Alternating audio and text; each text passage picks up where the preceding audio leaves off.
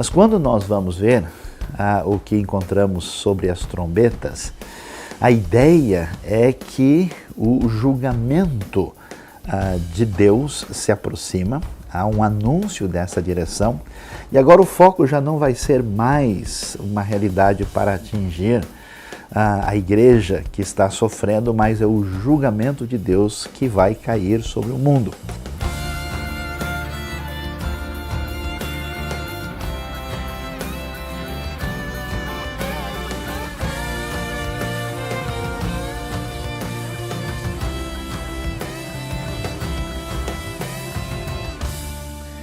Quando Cristo abre o sétimo selo, houve um silêncio no céu cerca de meia hora. Abrir desse sétimo selo, aparentemente, já que não tem nenhum evento em si que vai ocorrer relacionado com esse selo, nós podemos imaginar que ali vai encontrar-se as 7 trompetas, isto é, a continuação do processo de Deus relacionado com cuidado com o seu povo e juízo sobre o mundo, que não acredita no Senhor Jesus. Lá, João vê 7 anjos em pé diante de Deus. Devemos notar que os anjos ficam em pé, porque sentar significa um certo domínio. Os anjos não são dominadores, são servos.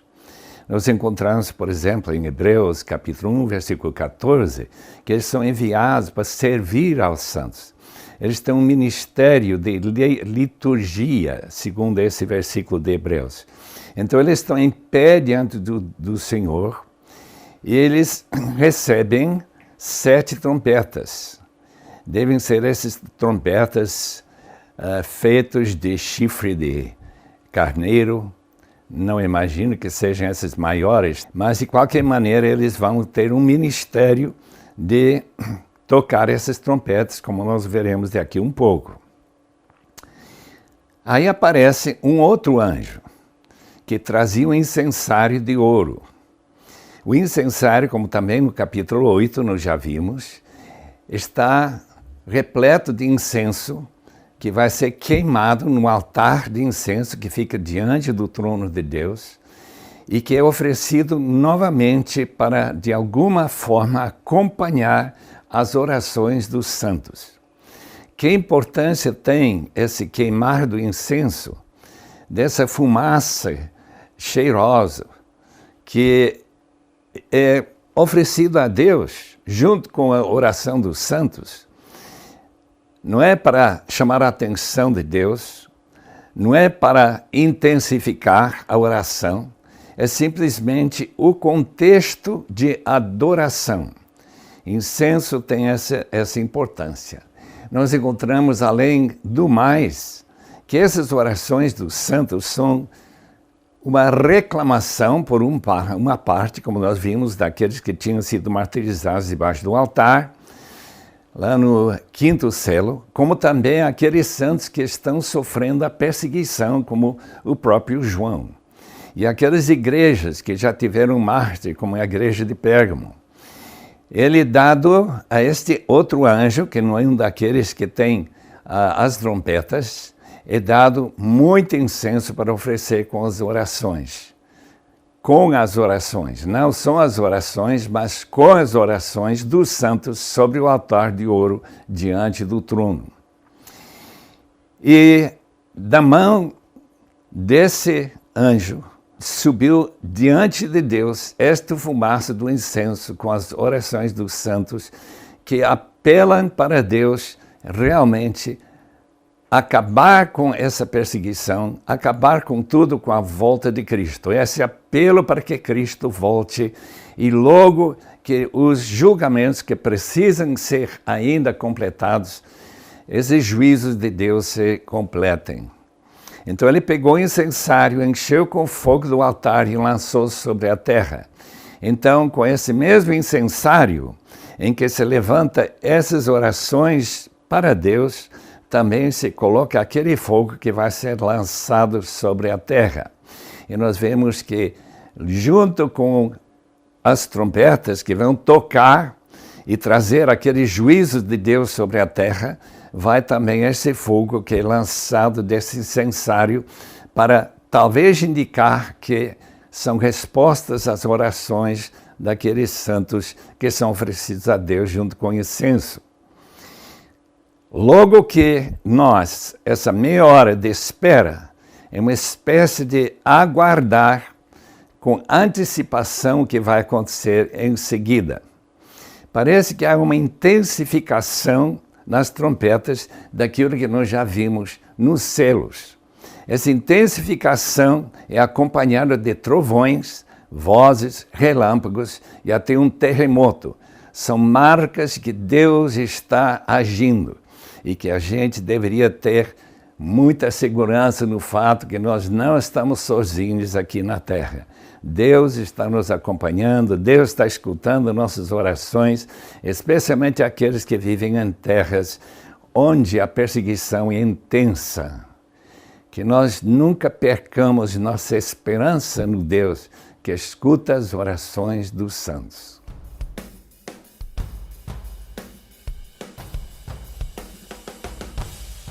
No capítulo 8 de Apocalipse, nós vamos ver, depois dessa explicação do início do capítulo, vamos observar a relação que nós temos com o que aparece antes. Como nós temos observado, o número 7, que dá essa ideia de algo completo, total, ou seja, que toda a história e todo o desenrolar da realidade da igreja e do mundo à sua volta, tudo isso está nas mãos de Deus.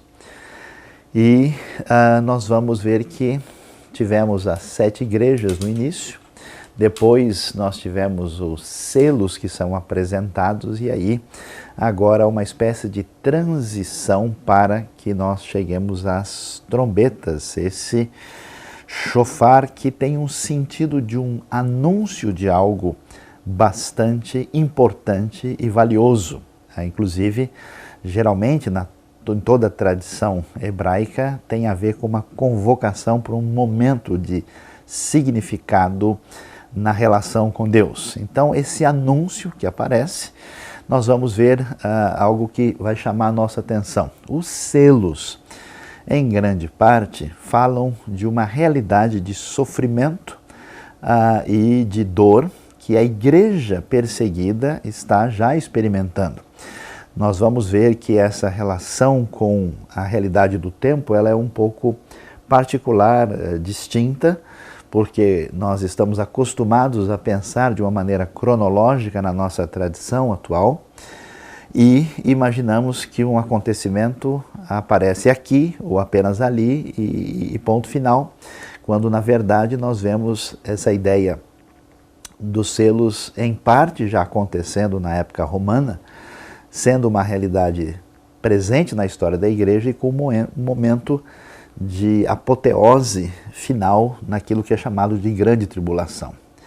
Mas quando nós vamos ver o que encontramos sobre as trombetas, a ideia é que o julgamento de Deus se aproxima, há um anúncio dessa direção, e agora o foco já não vai ser mais uma realidade para atingir a igreja que está sofrendo, mas é o julgamento de Deus que vai cair sobre o mundo. Há um paralelo interessante aqui, porque nós vamos ver, claro, nós temos dentro de uma tradição bíblica que remonta ao Antigo Testamento, nós vamos ver um paralelo com o que nós vamos encontrar lá nos profetas, nessa transição da linguagem e da literatura profética para a própria literatura apocalíptica. Ou seja, há um anúncio de que vai chegar o dia do Senhor, o dia da vingança de Deus, no sentido em que as nações vão receber o devido julgamento daquele que é o Deus de toda a justiça. Então as trombetas aparecem aqui e nós vamos ver uma coisa interessante que deve nos ajudar a raciocinar dentro do contexto do Apocalipse, que são os paralelos que a gente vai ter em muitas ocasiões entre 3 grandes potências que são Egito, Babilônia e Roma. E aqui nós vamos começar a ver esse anúncio das trombetas que vão evocar uma realidade que a gente já conhece das páginas sagradas. O que vai aparecer nesse momento, nessa transição aí, quando nós temos aí o sétimo selo que vai abrir as 7 trombetas? Nós vamos ter 7 trombetas que vão ser anunciadas na mesma sequência, e o que vai aparecer lá? Nós temos granizo e fogo, um grande monte lançado no mar, uma estrela cair do céu, uma parte do sol e da lua são afetados por aquilo que é chamado de quarta trombeta. E depois, na quinta trombeta, uma estrela cai do céu. Aí nós temos referência ao poço do abismo, com fumaça, gafanhotos, escorpiões e um sofrimento tremendo caindo sobre os seres humanos. E depois, uma sexta trombeta que vai ser acompanhada de ais e uma referência, um exército de 200 milhões de pessoas. Como nós podemos ver, e vamos agora na sequência avaliar mais especificamente o sentido de cada uma dessas trombetas que evocam o julgamento de Deus, nesse caso, as referências desse julgamento seguramente são uma realidade que envolve muito mais o futuro. No caso dos selos, isso já envolvia parte do que eles estavam experimentando, mas essa ideia do desfecho escatológico, do dia do Senhor, elementos que estarão presentes mais na época da própria volta de Cristo, quando o julgamento de Deus vai cair sobre a terra, e isso é expresso nessa linguagem figurada, que faz sentido no contexto da realidade dos tempos do apóstolo João, e que anunciam para nós que não só Deus está sabendo o que acontece com a igreja, está agindo por trás do cenário, e o julgamento divino para aqueles que mantêm a sua atitude de idolatria, de confronto e de resistência à palavra de Deus, o julgamento, mais cedo ou mais tarde, virá.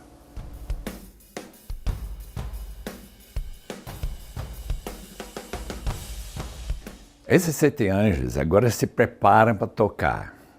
É uma referência àqueles acontecimentos que são mencionados já no 6º selo, em que há essas modificações cósmicas que envolvem o mundo, estrelas, sol e lua.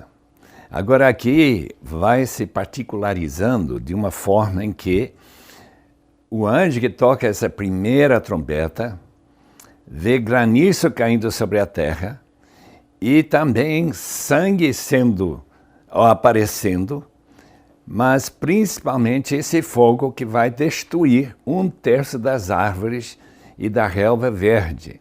É como se nosso mundo, que está aguardando a volta de Cristo para que ela seja restaurada. Todo mundo sabe que a ecologia agora que está muito em moda. Fala-se muito sobre desmatamento de Amazônia e haverá falta de oxigênio no mundo, esses problemas que a gente vê por aqui.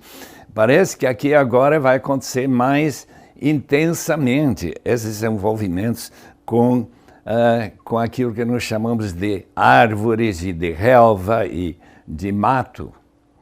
Esse primeiro anjo, portanto, toca, e esses acontecimentos, de alguma forma, vão aparecer. Nós não podemos explicar muito bem como que podia ser 1/3 da terra. Agora, o segundo anjo toca sua trompete, e algo como um grande monte em chamas foi lançado no mar. 1/3 do mar transformou-se em sangue. Morreu 1/3 das criaturas do mar, foi destruído 1/3 das embarcações. Eu não sei como explicar uma coisa dessa natureza, de um monte ser lançado no mar. Mas, de qualquer forma, nós podemos ver que aqui tem um envolvimento realmente cósmico. Esse monte que chega em chamas, lançado no mar, e que transforma esse mar numa espécie de sangue relacionado com aquele texto sobre o Nilo, em capítulo 7 de Êxodo, versículo 20, para lembrar-nos de que Deus tem capacidade de julgar o seu povo, dando já que eles têm derramado tanto sangue com seus assassinatos, com suas guerras, que ele tem modo de fazer essas transformações ainda mais intensas e criar um problema da morte de muitos lá no mar. Esse terceiro anjo toca sua trompeta e caiu do céu uma grande estrela, queimando como tocha sobre um terço dos rios e das fontes de águas. E o nome dessa estrela é absinto, uma espécie de produto bem amargo e que leva muitos a morrer, tanto nas águas, um terço das águas são afetadas. Como que vai acontecer? Nós sabemos que no capítulo 5 nós já vimos que o sexto selo vai produzir muito medo, muito temor e pavor. O resultado é, por causa desses eventos que não estão agora provocados pelos homens, mas são provocados diretamente por Deus. O quarto anjo tocou a sua trompeta e foi ferido um terço do sol, um terço da lua, um terço das estrelas. Novamente, nós não podemos entender isso literalmente, mas devemos entender que haverá marcas bem claras de ter o sol a brilhar e um terço da lua. E essa escuridão que nós já vimos também no livro de Êxodo, nesse nona praga, de forma que o mundo fica escurecido. O terço do dia ficou sem luz. Como seria uma coisa dessa, um tipo de eclipse? De qualquer modo, você vê que Deus está agindo. Aqui são fatores que não são provocados diretamente pelos homens. Enquanto ele olhava, João olhava, ele vê uma águia voando por cima da terra. Lá ao meio-dia, bem em cima da cabeça, e que dizia em alta voz, de para ouvir claramente, 3 vezes, ai, ai, ai, dos que habitam na terra por causa do toque das trompetas que estão prestes a ser tocados pelos 3 últimos anjos. A palavra ai trata de pessoas que habitam na terra. Este ai não tem nada a ver com os cristãos que estão com Cristo, os santos, que estão protegidos e selados por Ele. Já que o mundo é dividido em 2 populações, aqueles que amam ao Senhor Jesus e aqueles que seguem e adoram o diabo e os seus emissários, os demônios. E nós veremos lá na sequência desse capítulo 8, o envolvimento com esses demônios e que isso que vai dar na próxima explicação do resto do capítulo 8 e 9.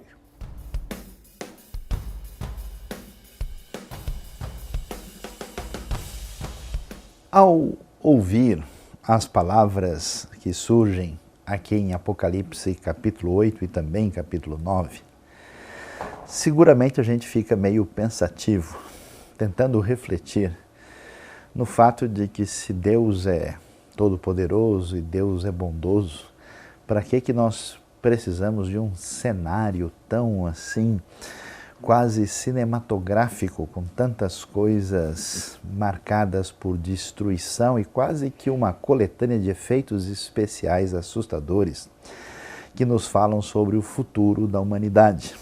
Como é que podemos entender isso? Na nossa mentalidade, geralmente temos a tendência, em nossa cultura atual, de pensar no indivíduo como se fosse alguém isolado, como se as suas decisões e atitudes e posturas não tivessem qualquer relação com a realidade à nossa volta.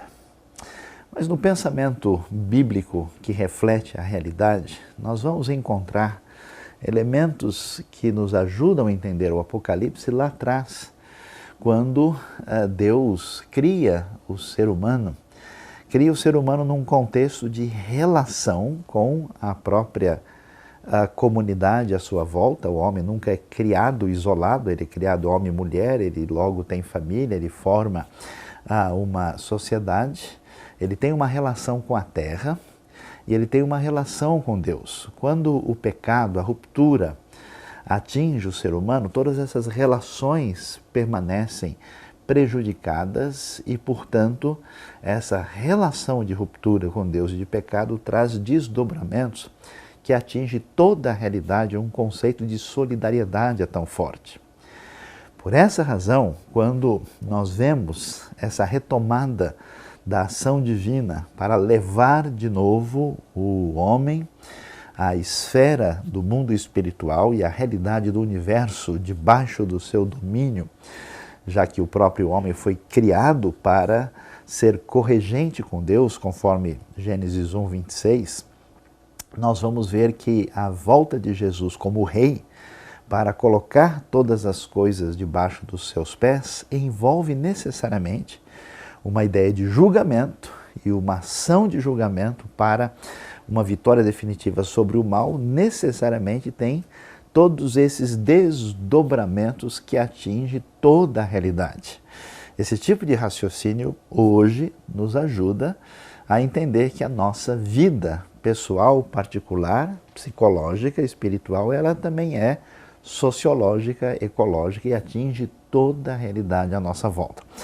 Por essa razão, no julgamento divino, nós vamos ver a evocação, mais uma vez, da realidade que encontramos em Êxodo. É interessante porque Apocalipse 8 e 9, ele vai ter um paralelo que é retomado tanto por razões didáticas como por razões de uma referência crescente da ação e do julgamento divino no próprio livro. Nós temos um paralelo interessante que vai aparecer lá no capítulo 16, onde as pragas retomam esse conteúdo das trombetas, mas sem dúvida alguma, como já ouvimos, esse paralelo maior, essa referência subjacente que dá um sentido adequado, é exatamente o que encontramos nas 10 pragas lá no livro de Êxodo, quando Israel está diante do Egito. E aqui é muito interessante, você tem um poder hostil contra o povo de Deus, fundamentado na realidade